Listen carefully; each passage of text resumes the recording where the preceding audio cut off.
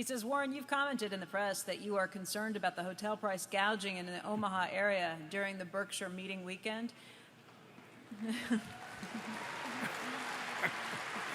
Hold your applause. You haven't heard the rest.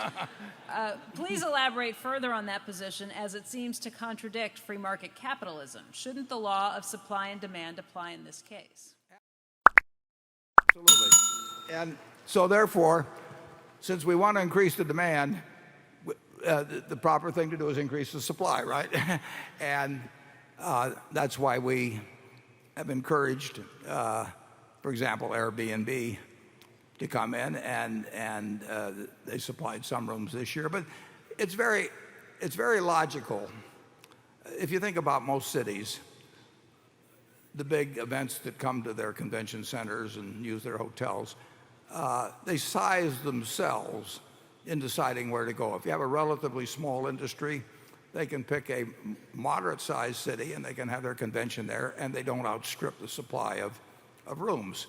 If you have a very big industry and you're having a convention, you have to go to some place like Vegas or someplace that has a lot of rooms, because otherwise you do throw the supply demand out of whack. So if you have an event which isn't sized by the people that are scheduling it, can't be sized by the people who are scheduling it, then you can totally outstrip rational supply of rooms. I mean, the great case would be something like the Masters tournament. I mean, Augusta can't size its hotel industry to Augusta, to the Masters, and the Masters isn't going to move anyplace.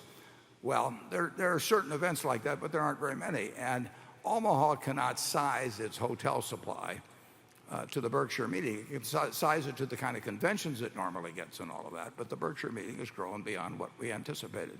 So fortunately, there's developed, and for that reason, people started putting in. What really bothered me were the 3-day minimums. I mean, I think there's something particularly irritating about somebody who's coming in for a 1-day event. They have to have a 3-day minimum.